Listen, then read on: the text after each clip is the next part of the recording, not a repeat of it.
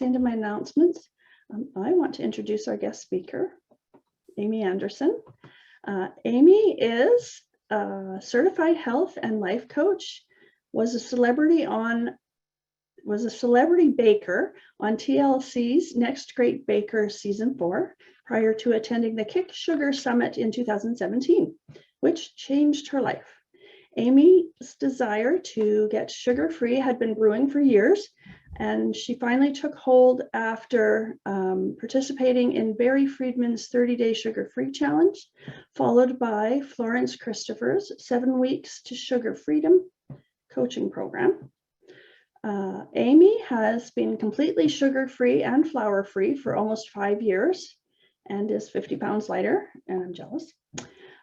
This achievement inspired her to close her baking business, which I'm sure must have been very good, and become a certified health and life coach, certified personal trainer, and licensed sports nutritionist. She is now working on becoming a licensed food addiction counselor, which is really cool. Aimee now works with the Kick Sugar Summit team and its founder, Florence Christophers, who's out of Red Deer, by the way. She's an avid faster and eats low carb. Aimee likes to joke that she's gone from being a sugar dealer to a sugar healer, which I think is funny. She declares herself to be sugar-free for life. Aimee lives in San Diego, California, with her husband and 2 adult children. Thanks, Aimee. Welcome. Thank you, Linda and Louise. Thank you for having me. I'm really excited to be here. I'm going to share my screen and start my presentation. And unfortunately, I can't see everybody. 22 people are here, but thank you so much for joining us. And let's get this party started. Okay. Let's see.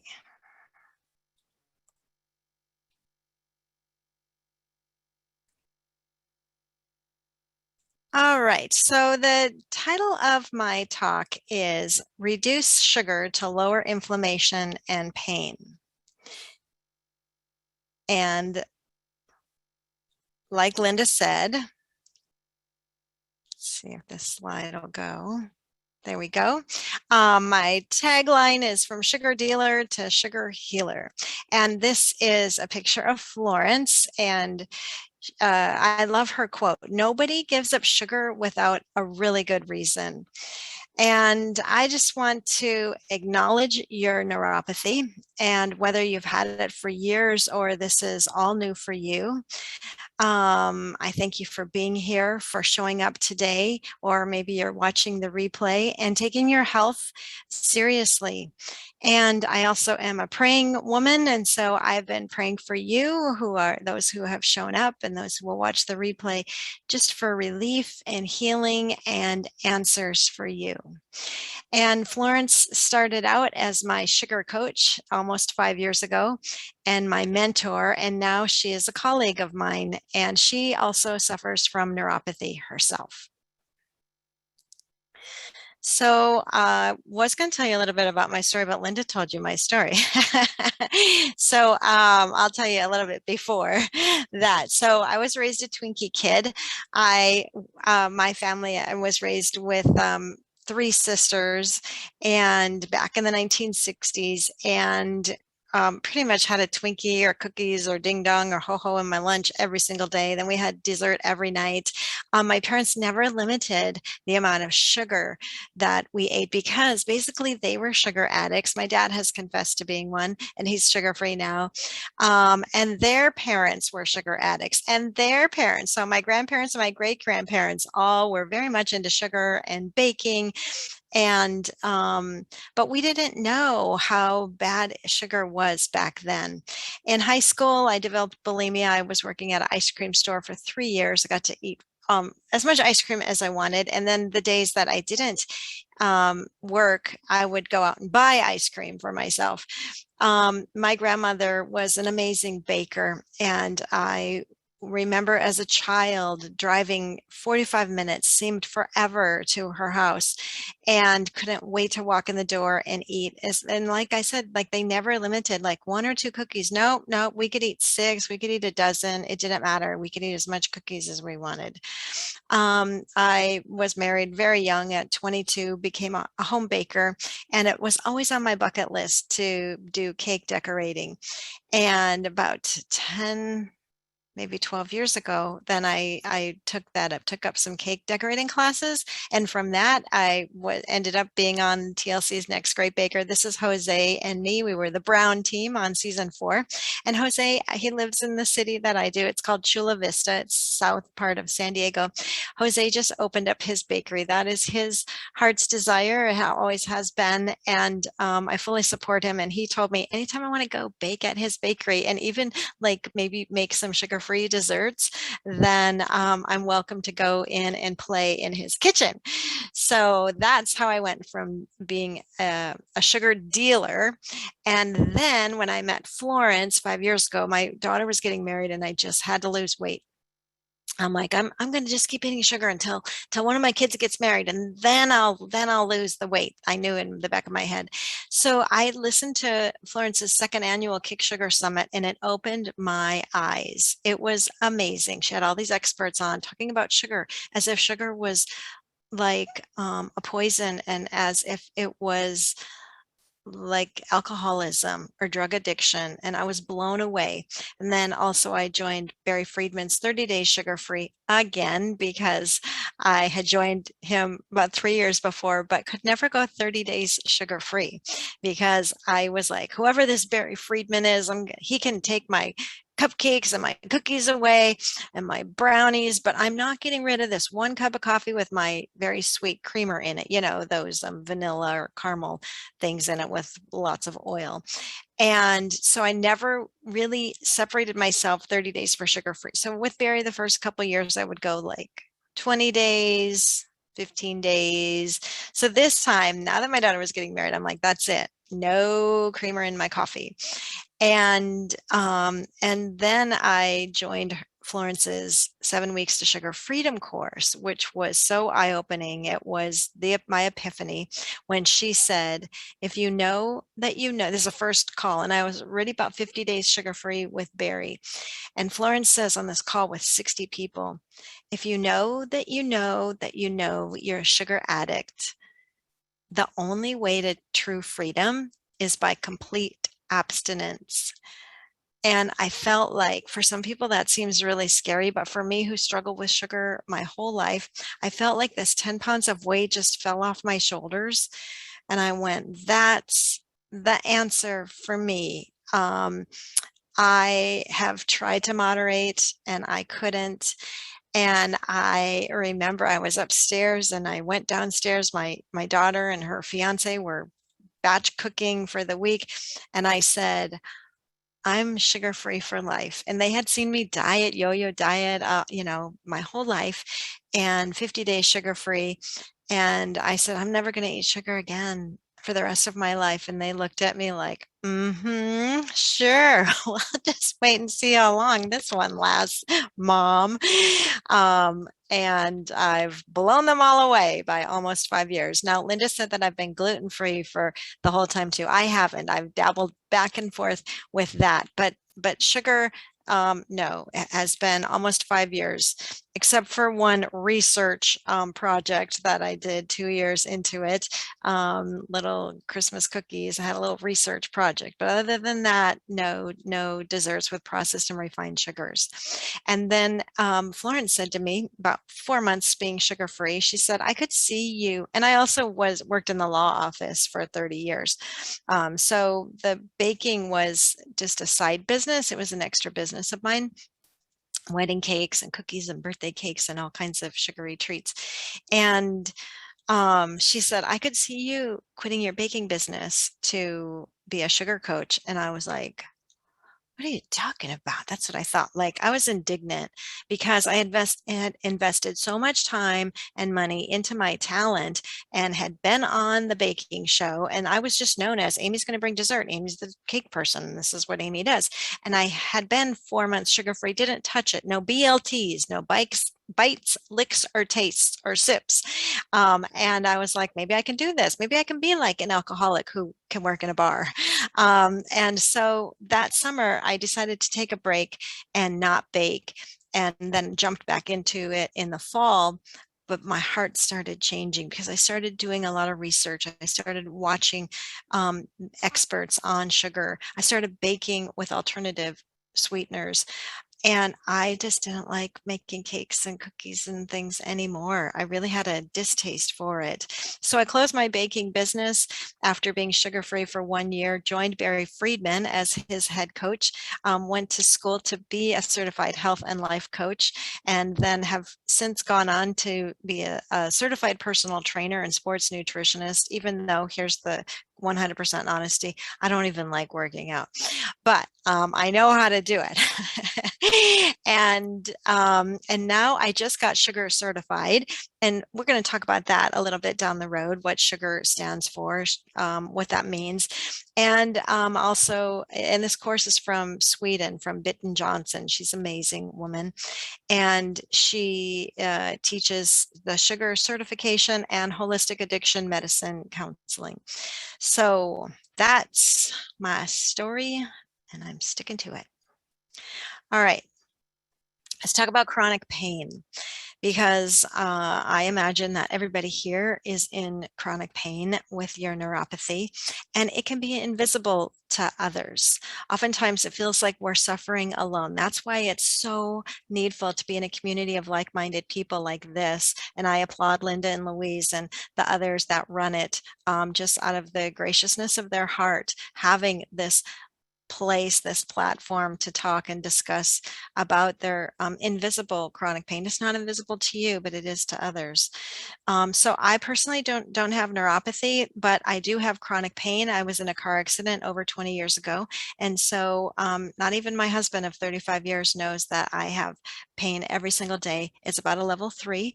If I do repetitive work or something, it'll increase. I suffer from headaches, not migraines, but headaches.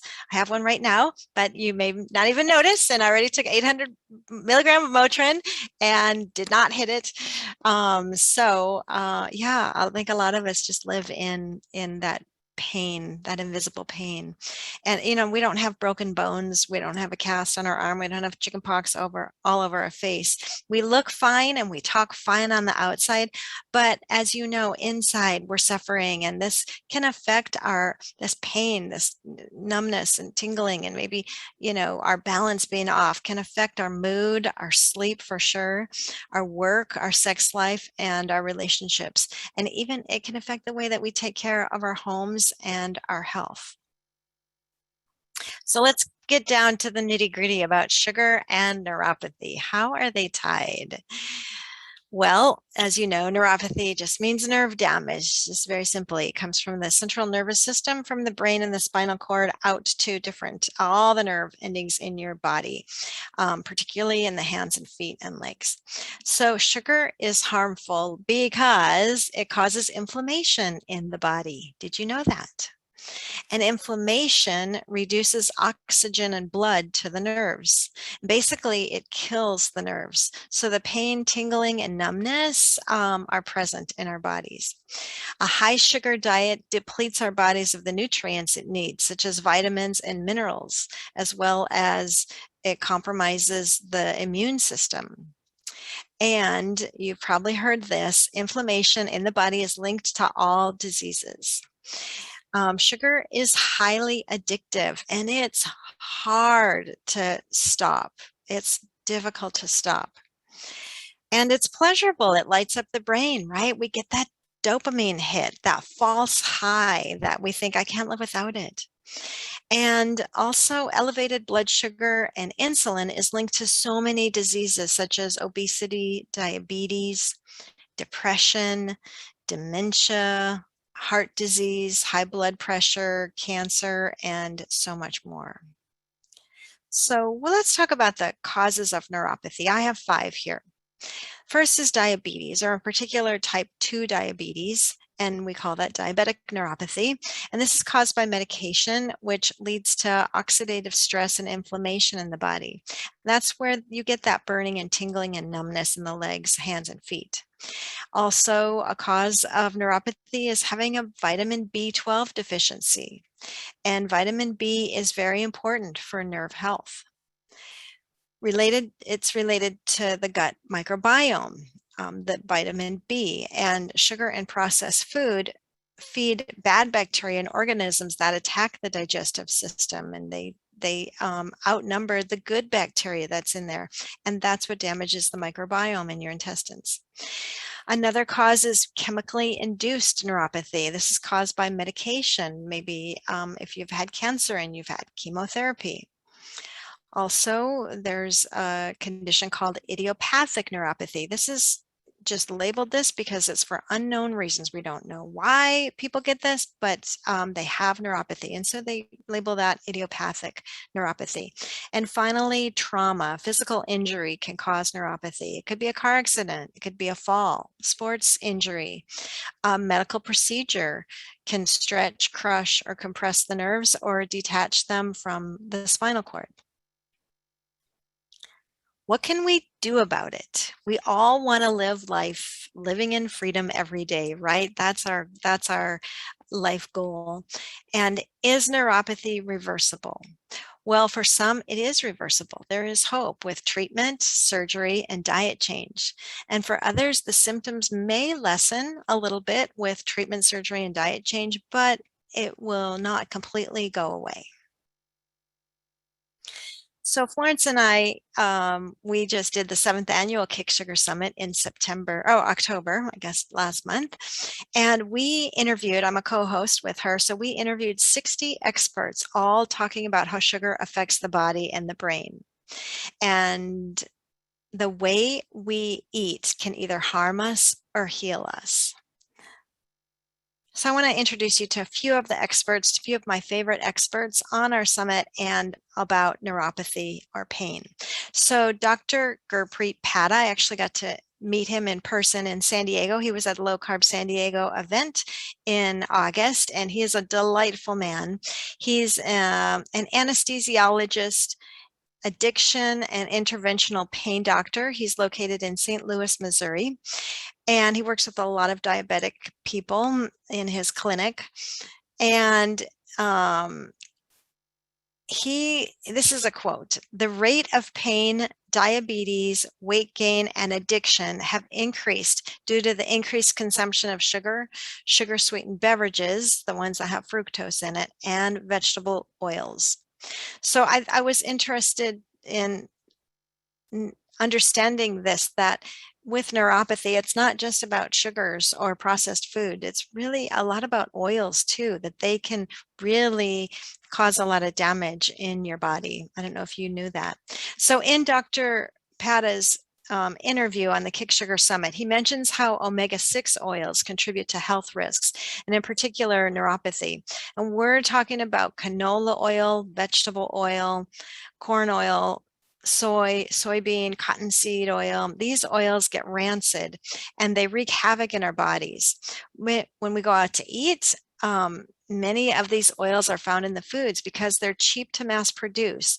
They're in fried foods, salad dressings, breads, soups, you name it. It's in there. So this is just a slide of the good and the bad fats. And I don't just say oils because you can consume food that's healthy fat.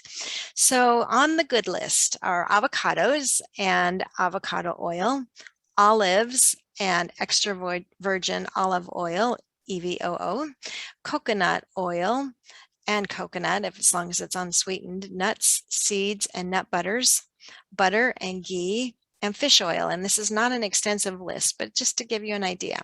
And here's some of the bad oils, which I already mentioned by Dr. Patta. Canola oil, the seed oils, safflower, grapeseed, margarine. Oh my gosh, I was raised on margarine. Peanut oil. And there's the beloved French fries that I actually really love French fries. So I have to be very careful with those. And I want to introduce you to Dr. William Lee. He's a wonderful doctor, internal medicine, and he writes the book called Eat to Beat Disease. He also has a TED Talk on YouTube, over 2 million views. That's Can We Eat to Starve Cancer? I just peeked at it yesterday. I haven't listened to the whole thing, but I look forward to listening to that TED Talk. And his quote is, "You can eat to beat disease. You can reverse diseases that are irreversible." And something else that Dr. Lee says is, choose the things that you enjoy. My mantra is love your food to love your health. And what that means is choose the foods that you already like that are healthy for you, whole foods. Don't obsess so much about how much sugar is in a whole food. Like, I don't like to demonize bananas or apples or anything like that, even though I'm low carb. If it's a whole food, you're good to go. But think about all the other things that are also good in that food. Focus on the other things that are healthy and good for you. Excuse me. Focus on them in terms of what you know they're good for, and also how to make them delicious and tasty. The next doctor was on our summits in years past, not this year, but he is really, really informative on neuropathy. He is a peripheral nerve surgeon, and everybody has to get his book. Linda has his book, and I listened to his book on Audible. It will rock your world. Seriously, if there's one book that I can recommend, I'm going to recommend a few, but this is the one, because in the byline, it's how to reduce sugar crush, how to reduce inflammation, reverse nerve damage, and reclaim good health. And he writes this book with Raquel Baldemar. Also, Dr. David Perlmutter of Grain, Brain, and Brain Maker has a quote about this book: brings laser focus to the powerfully detrimental role of sugar and carbohydrates as direct toxins to the body. Dr. Jacoby is in Scottsdale, Arizona. He runs the Scottsdale Neuropathy Institute, and you can find a bunch of wonderful videos on his website, neuropathyweb.com, and on YouTube. And I want us to watch a short 2-minute video of his, and let me go to that video right now. All right, here we go. Did you know that the average American consumes 150 pounds of sugar every year? The British used to call it white gold, and in 1493, Columbus brought sugarcane to the New World on his second voyage. The health of Americans has been suffering ever since. In the 1950s, high fructose corn syrup was invented, and it's chemically about the same as table sugar. About 80% of the food supply in America now contains high fructose corn syrup. It makes unhealthy food taste great and has contributed immensely to 2/3 of Americans now being overweight or obese. This has caused an ever-increasing waistline in the U.S. and issues with diabetes, diabetic neuropathy, and all forms of nerve compression. The correlation between sugar and nerve compression is actually fairly straightforward. The excess sugar in a person's system tends to pull water into peripheral nerves and makes them swell. While the nerve itself is swelling, sugar actually makes the nerve covering less pliable and more resistant to accommodating the swelling nerve. With a swelling nerve and a less pliable covering, damage begins to occur. Less blood and oxygen get to the nerves, and resulting pain and numbness results, which is called neuropathy. At the Scottsdale Neuropathy Institute, Dr. Richard Jacoby has been expertly managing all types of foot and ankle neuropathy for over 2 decades. Effective options include nutritional modification, pain medications, laser treatment, regenerative medicine with stem cell therapies, and surgical decompression options. Success rates have been exceptional, and Dr. Jacoby is currently publishing a book with HarperCollins called Sugar Crush, detailing the scope of the problem and available treatments. For more information and scheduling appointments at the Scottsdale Neuropathy Institute, call 480-994-5977 today.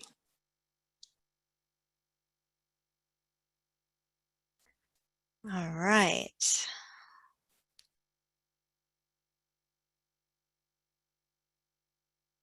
Let me get back Hey to everybody, it's Dr. Joe, and today I'm Oops. going to show you some stretches and exercises for peripheral neuropathy. Oh, Let's well, get started. there you go. You can go watch Dr. Joe after.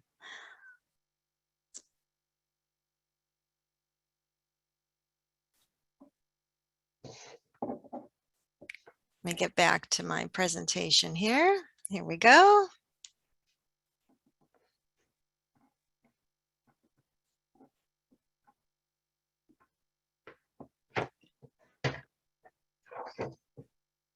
Okay.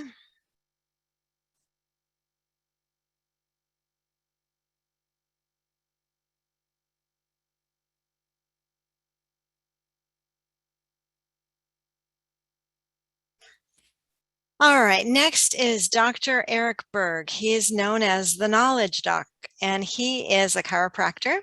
He's got 3.1 million subscribers on YouTube. I'm one of them. He is the author of Easy Keto and Intermittent Fasting and a few other books on the keto diet. And he has one of my favorite videos on neuropathy. So let's go to him and watch his very short video right here. Let's talk about the diet for peripheral neuropathy. Now, what is peripheral neuropathy? It is a condition where you're experiencing tingling, numbness, or burning Oops, sorry. type pain in the bottom of your feet or your fingertips. And the most common way you would get peripheral neuropathy is by having diabetes. And so peripheral neuropathy first starts in the longer nerves of the body, okay? And it happens at the very end of that nerve. And what's happening is you're getting a destruction of the tiny blood vessels to the nerves. And the destruction is not necessarily coming from the high sugar directly or high blood glucose directly. The high blood glucose is creating a lot of inflammation, free radical damage, and destruction to the proteins on the inside of your artery. So it's going to clog this thing up. It's going to starve the blood supply to the nerve. Now, why is that blood supply there? To feed the nerve oxygen and nutrients. And so peripheral neuropathy is basically killing off the nerves. So we're getting microvascular damage. Also, it's happening in the eye too if you're a diabetic. But what I want to tell you, especially if you're new to my channel and you have peripheral neuropathy, it is actually very, very easy to undo this condition and get relief. If you simply, see this high sugar right here? Start consuming low carbs. That's called a healthy ketogenic diet.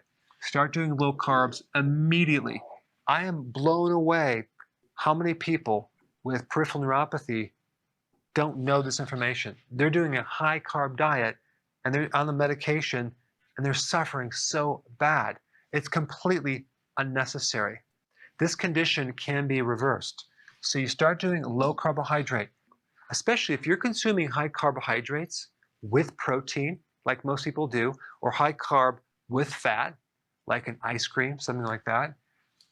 You're creating more damage than just carbs alone.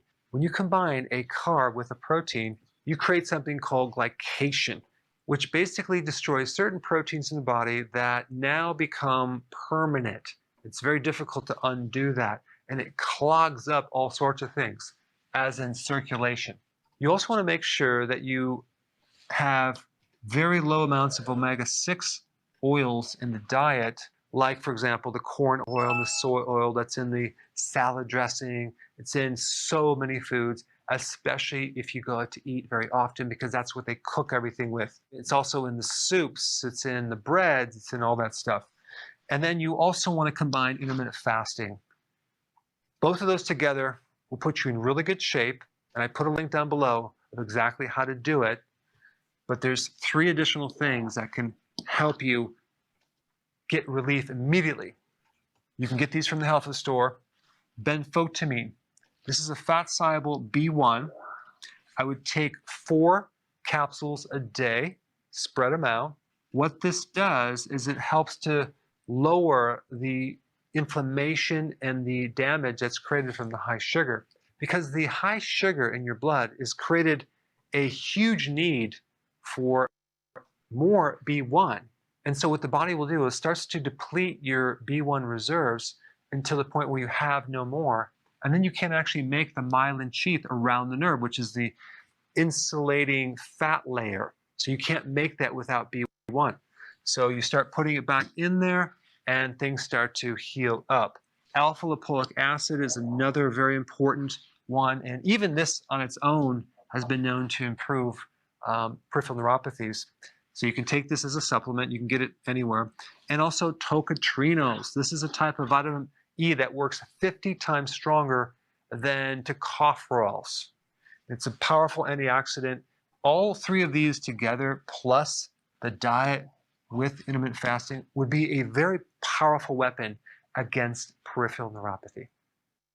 Before you go, if you have a question about a product, or you're new to keto and you want to know how to begin keto, or you're on keto and you need a debug because it's not going as smooth, I have a keto consultant standing by to help you. This is just for the people in the US. Hopefully in the future we'll be able to answer everyone's call. But I put the number down below so you can call and get some help. Okay. So Aimee, I did put a note in the chat that said we all know it's not easy to reverse neuropathy. There really is no cure for most root causes. Like he was generally talking about people who are suffering with diabetes and I don't know, maybe haven't progressed as far so that the damage is actually already done. Because we know that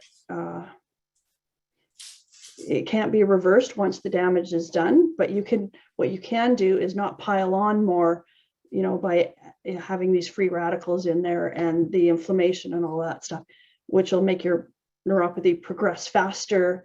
Yeah, so I just wanted to clarify that because I'm sure some people might have taken a little offense to that because, we're always told that there is no cure. So. Okay, thank you for that, Linda. Mm-hmm. Yeah, even if you don't have neuropathy, getting off sugar is a really good idea because I get inflammation I have arthritis. So if there's an accidental ingestion, my hands will swell up or a little bit of flour. I'll have a hot flash. Sugar causes a lot of damage in everybody's body. All right, so let me see. Dr. Eric Berg. Okay, so just to reiterate the things that he said in the video, the 5 things that he recommends are benfotiamine, the fat-soluble vitamin B1 supplement, alpha lipoic acid, tocotrienol, it's a type of vitamin E, and the low carb way of eating and intermittent fasting. And if you're interested in intermittent fasting, here are some resources. I love these 2 people. Of course, there's a ton online, but Dr. Jason Fung, his colleague Megan Ramos has been on our summits. He's Canadian. I think he might be in Toronto. And he's a nephrologist, and he's written these books, Life in the Fasting Lane, which I love that book. Megan Ramos writes it, and Eve Mayer. And Eve Mayer also has a podcast called Life in the Fasting Lane. She's not a medical person at all, but she writes it with them, and it's a really great book. And then the Diabetes Code, the Obesity Code, the Cancer Code, and the Complete Guide to Fasting. And then Jen Stevens, she is wonderful. She's been on our summit as well. She's an educator and an author, and her newest book is Fast, Feast, Repeat, and also her first one is Delay, Don't Deny. Plus she has another one. So if you're ever interested in fasting, those are some really good resources. So what can we do about neuropathy, or how can we eliminate sugar? When you say that sugar is, could cause more damage, how can we lower our consumption of sugar? Well, the obvious is desserts, but beware of hidden sugars like in yogurt, granola bars, juice, specialty kinds of milks and creamers like the coconut cream or almond milk at the coffee stores and protein bars. And we can make healthy swaps with oils. Try air frying your own food at home. I like to make sweet potato fries in my air fryer. And we can cook more at home instead of eating out, because we don't know what they put in the food when we eat out, but we know exactly what we put in our food. And we can incorporate a low carb meal plan, and that is to ditch the flour such as bread, pasta, rolls, crackers, and say no to processed carbs like junk food, chips, fries, and instead eat a whole food meal plan and make it simple. It doesn't have to be complicated, like just a protein, healthy fat, cooked vegetables, salad, and berries. Berries are a really good fruit for somebody who's trying to go low carb, and you don't want to give up fruit altogether. I eat berries like every single day because I'm not ready to give up fruit at all. And then eating leafy greens, if your stomach can handle that, and above ground vegetables will help heal the gut microbiome. And start practicing intermittent fasting. Listen to your doctor with any at-home exercises and massages that you could be doing for yourself, and getting good quality sleep. That's really important for healing your body. All right, it's quiz time. Did you know you were going to get a quiz today? So get your pen and paper out. And I'm going to take you through this little quiz called Uncope. And it's a preliminary assessment tool. And it asks just six questions about your consumption of sugar, flour, or processed foods to determine if you might have a sugar addiction, because that's what Florence and I really work with, is with sugar addicts. And when we say the term sugar or sugars in this Uncope quiz, then I want you to think beyond the sweet taste on your mouth. It could be any carbohydrate, such as pasta, bread, desserts, cookies, soda, diet or regular, energy drinks, diet or regular, juice, any sweetened beverages, coffees, teas, ice cream, pizza, cereal, potatoes, anything that turns to sugar in your system, potatoes, rice does, sweeteners, etc. And answer the following questions about your consumption of sweets. There's an asterisk behind the word sweets at every question, so you know that it's just not the desserts we're talking about. All right, here we go. So write down your yes and no answers. So, do you have unplanned use? In the past year, have you ever eaten or spent more time eating sweets than you intended? Yes or no? N for neglected. Have you ever neglected some of your usual daily responsibilities due to using sweets or overeating them? C stands for cut down. Have you felt that you wanted or needed to cut down on eating sweets in the last year, that you just eat too many of them and it's time to cut it down? O stands for objected. Has anyone, if they knew how you were eating, because some of us who are sugar addicts, we hide, sneak, and lie, common behavior, we put the candy bar wrapper down in the trash can, or we eat when nobody else is watching us. Has anyone objected to your overeating sweets? Has your family, friend, or medical person ever told you they objected to your eating habits if they knew how you ate? And P is preoccupied. Have you ever found yourself preoccupied or thinking a lot about wanting sweets? And the last one is emotional discomfort. Have you ever used sweets to relieve emotional discomfort, such as fatigue, irritation, sadness, anger, or boredom? So let's talk about the results from the Uncope quiz. So if you scored 2 or more yes answers, then it indicates that you might have a problem or you might have a sugar addiction. And we recommend going deeper and doing a sugar assessment interview with me. And sugar stands for Sugar Use General Assessment Recording.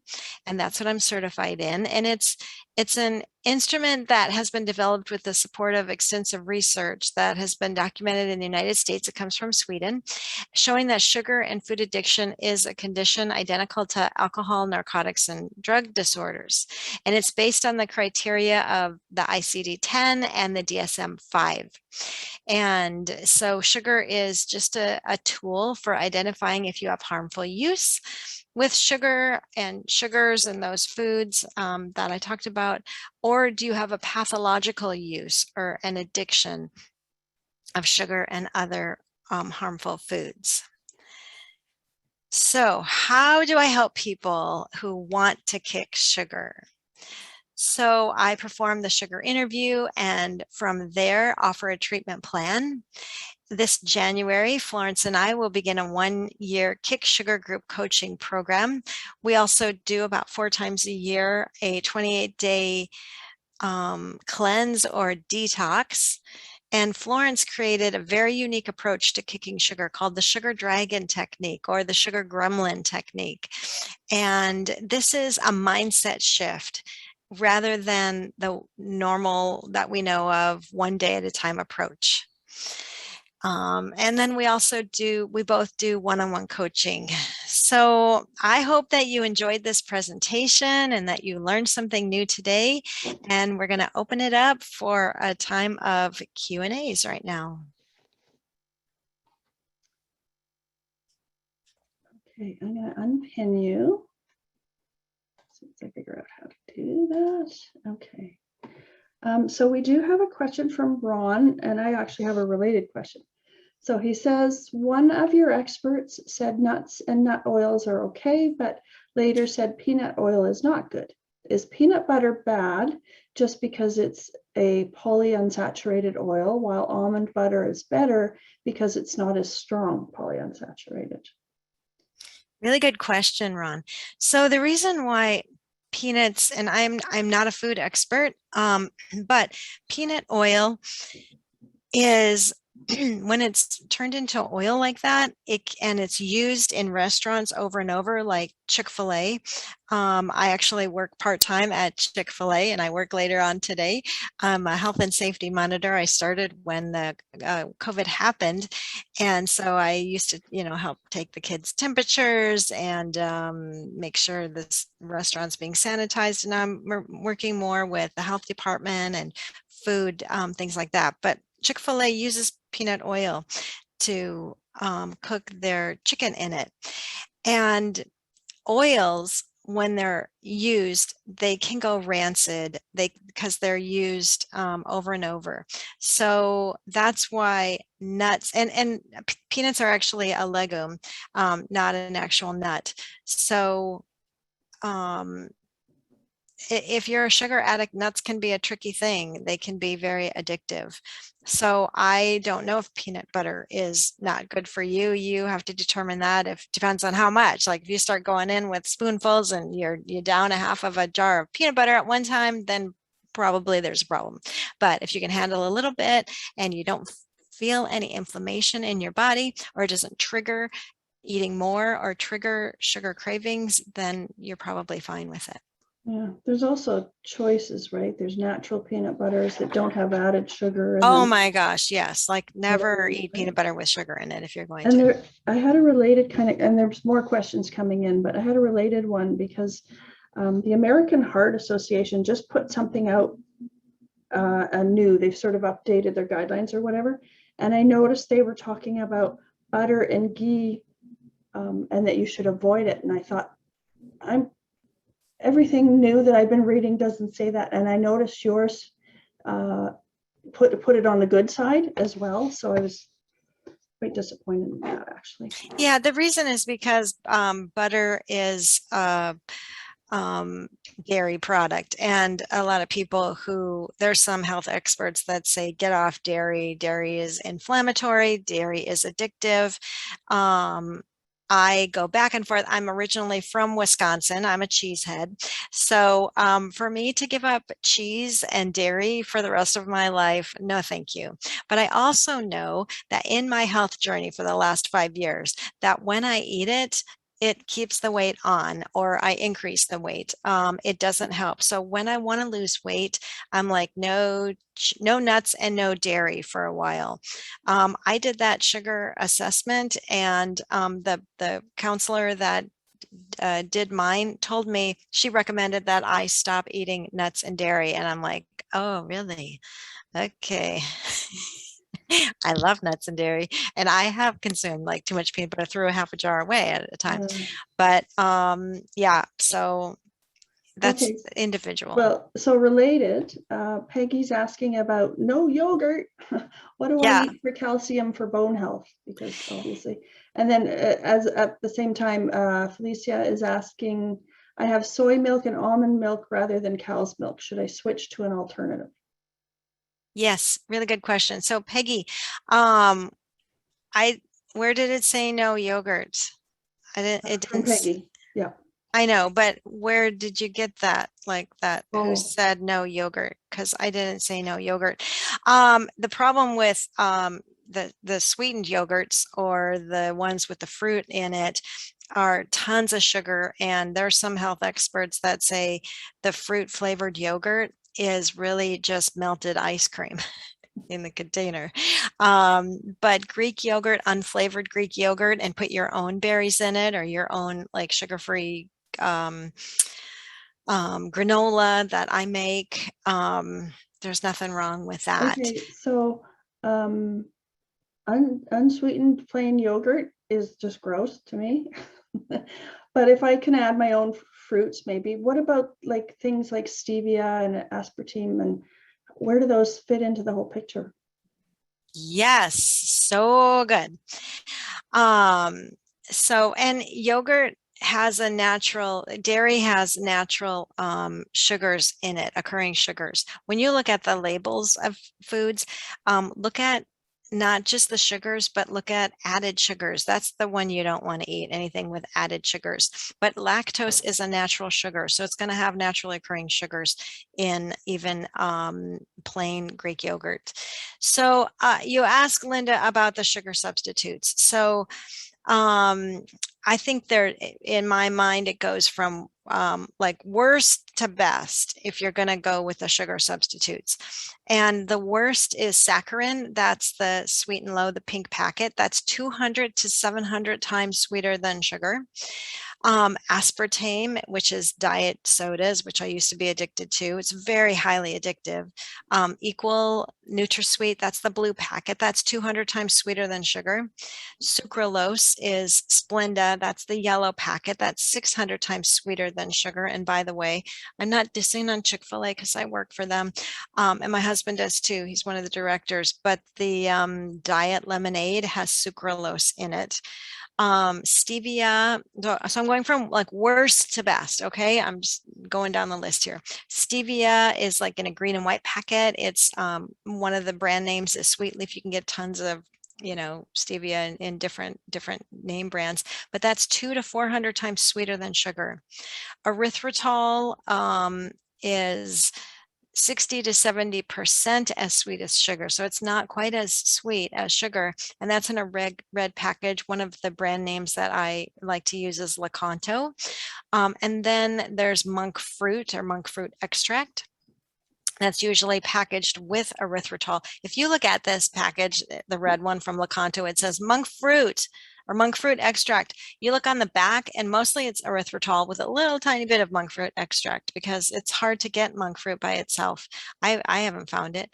And that is, monk fruit is 200 times sweeter than sugar, and it's supposed to be more natural stevia. I actually have a jar of stevia that's dried, like the green leaf that was grown on a plant and dried, not processed into a white fine powder.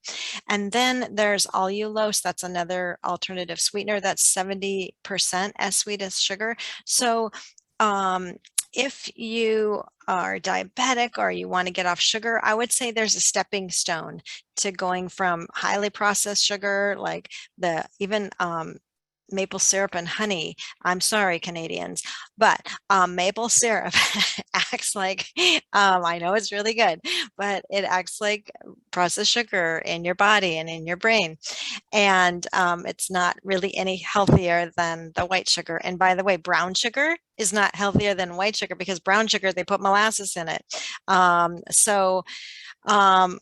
By experimenting with some of these sugar substitutes, you can make a few desserts with them. Now, personally, for me, as a sugar addict, I have played around with these, and as a baker, I've played around. And it just gets me in trouble because I want to keep eating more and more and more. It acts in my brain just like regular ones do. So like I get really lit up with Lily's chocolate chips, where I have a huge Costco bag of chocolate chips in my cupboard that I use for cookies or banana bread for other people. But you put one bag of Lily's chocolate chips in my cupboard and it will like haunt me and call my name. And so anything that's processed and refined, that's ground into a powder, that's what hits our system and gives us a dopamine hit really fast. Right. And I know I've been listening to podcasts lately about dopamine, and as you eat more of it, or as you eat it, it gives you that dopamine hit, but then you come back down to level and it takes more and more, which is why things like that are addictive, right? Because it takes more and more to get the same pleasure out of it that you were getting before. Exactly. And addiction and sugar addiction is chronic. It's progressive. So what you ate before is never enough. You need to eat more, and it's deadly. Yeah. Oh, xylitol, yes. Felicia, yes. Xylitol is in that list. I didn't put it in there, but yeah, some of these things have a cooling effect on your tongue. So Okay. yeah, it's a sugar substitute that I've played around with. Fiber. Okay. So What is the best high and soluble fiber? Is bran considered carb? I don't know, but are you talking about like a fiber substitute? I mean, like a supplement, I mean? Is that what you're talking about? Because Peggy, because fiber, you can get fiber in a lot of fruits and vegetables. You get all those other healthy benefits from it. Emma asks about coconut sugar. It's one of those, derived from coconut and crystallized. It's kind of brown. Is it better than white sugar? Probably a little bit better than white sugar, but it's still sugar nonetheless. Ron, sweeter tasting is not the same as sugar, which you're talking against. If stevia, many more sweeter tasting take less. Yeah, true. You would eat less of it than, I think that's what you're saying, Ron. If it's some of these, I mean, stevia is 200 to 400 times sweeter than sugar. So you would eat less. I would rather have you eat stevia than eat regular sugar. So you're right. You can get by with a little bit less, but if you know that you're a sugar addict, this is a slippery slope, you guys. It's playing with fire, and this is where I feel like my whole life is going to be testing food, and maybe something that doesn't trigger me now could trigger me in the future. Right. I wanted to ask you about the erythritol, because I've tried using it in the past, and depending on what you're doing with it, it doesn't dissolve. Erythritol, yeah, sometimes it doesn't. Yeah, So it's a little bit weird. It is kind of weird that way. So you end up having to buy the one that's like icing sugar.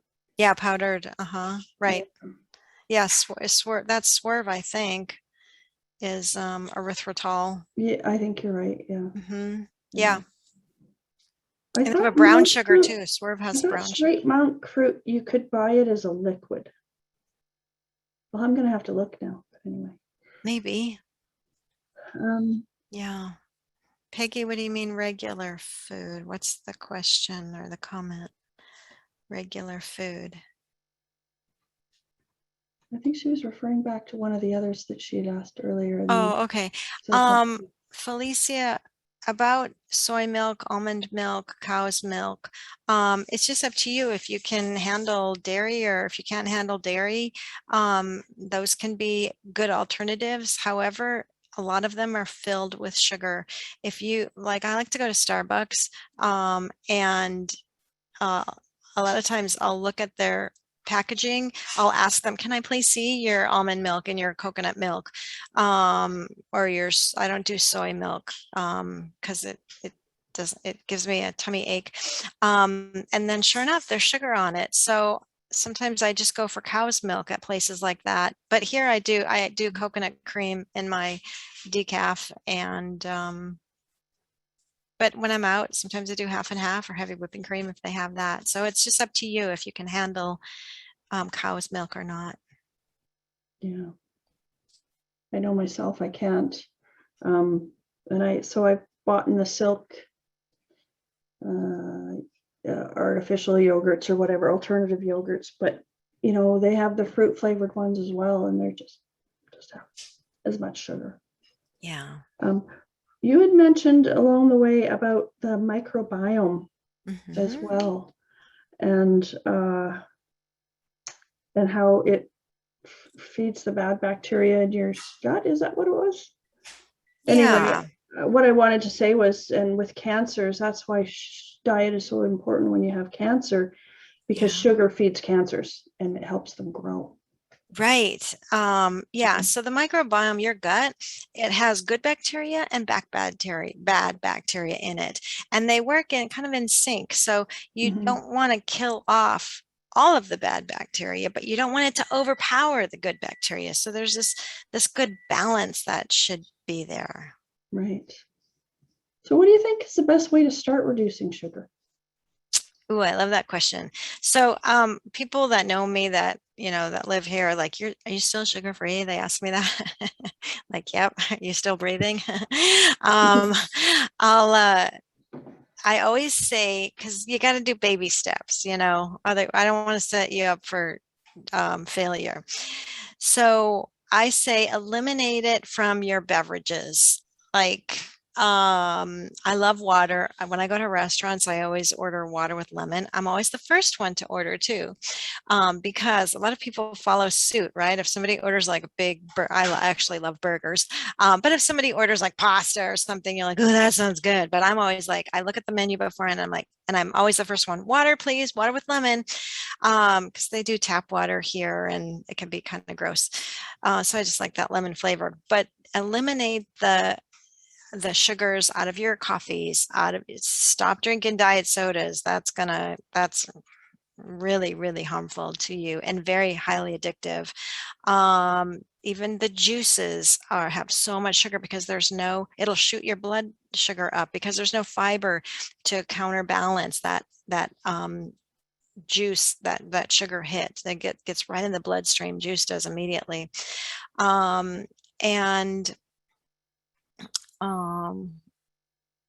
Yeah, any of the beverages, that's the first step, I would say. And so start retraining your taste buds. The very first day that I went sugar-free on January 21st, 2017, I didn't think I could live without that beloved creamer in my coffee. And I went a whole day. And I went to bed. I'm like, oh my gosh, I did it. I didn't have that creamer in my coffee. And then I woke up the next day. I'm like, I'm going to do this again. And then I did it again. And I'm like, wow, I didn't die. Like, okay. And so once you exercise your no muscle, you develop that and it gets easier and easier. But if you go off sugar 100%, the first week, 4 to 7 days is going to be pretty miserable. So I would suggest baby steps to taper it down. Okay, cool. Yeah. So how do I know if I'm a sugar addict? Like I know I know I am because I took the quiz. Oh, how did you guys do? Give me your answers in did. the chat. How did you do? I was a 6 out of 6. I was 5 out of 6. First, I was a 5 out of 6, but that question about like, does it alter your, what is it? Let me see if I have it. Oh yeah. Neglect. Have you ever neglected some of your usual daily responsibilities due to using sweets or overeating? The first time I took it, oh, Liz, that's 4. I was like, no, I'm a highly functioning sugar addict. But then like when I can have consumed so much and I'm so tired and lethargic, like I don't want to do my dishes and I don't want to cook dinner for the family. I don't want to go here or there. I have neglected some of my usual daily responsibilities because of it. What was your score, Linda? Do you want to share it or no? Yeah, it was 5 I out of 6. shared And mine. it was the same one. It was the neglected that I said, no, I never have it. Well, maybe I did. Yeah, and I'd have to also really think a little harder on it, maybe. right, and objected too. Like, well, nobody's objected. Okay, I've objected to my overconsumption of sugar, but here's the thing: because I've lied, sneaked, and hid my consumption of sugar. If my husband knew, if my kids knew, if my doctor knew how many times I go through the drive-through at McDonald's and get the large fry and the Diet Coke, like, would somebody say, not if they had the courage to tell you, it's probably not the best. So yeah. I know we're a little bit over time, so if people have to go, they're good. They gotta go. But Margot, I know you have a lot of diet restrictions anyway, but scoring 2, that's pretty darn good. Whoa, that's good. Yeah. The second was iffy. Wow. Yeah. Okay. You do not have a sugar addiction. When I read this the first time, I'm like, doesn't everybody use sugar for emotional discomfort? Like, how can people not use it for emotional discomfort? I don't know. I watched my mother do it her entire life and adopted the habit, I think. So yeah, but I guess there are people that don't use food. Sorry, another one from Ron. Do you know anything about high and low food FOD maps? The latter being long chain molecules, maple sugar okay, and the short chain in their concept is no good. Onions, garlic, apples. And they say sucrose, especially raw cane, is okay versus alcohol sugars ending in, okay, I'm not even sure what the question is, Ron. Yeah, OL, like maltitol, sorbitol. Yeah. Oh, okay. It's mainly for IBS and IBD. I am not an expert in the FODMAP diet. There is a FODMAP diet. And as far as maple syrup, having long chain molecules and short chains and different foods like onions and garlic and, like nightshades, tomatoes, peppers, those kind of things. Every person is unique and individual, right? And I eat much differently than Florence does. We're both health coaches in the same company, and she's mostly plant-based. And I can eat a burger with bacon and cheese and guacamole on it. And she's appalled that I eat like guacamole with pork rinds, right? Yeah, Linda's like, oh, you eat that? I don't like pork rinds. So it's really it's a whole food. If your body can handle a whole food like onions, garlic, apples, then eat it. If your body can't handle it because you get sick to your stomach or whatever, then don't eat it. Organic raw cane sugar, I'm sorry, you guys, it's still sugar, okay? Even if it's like raw cane, like the bags at Costco.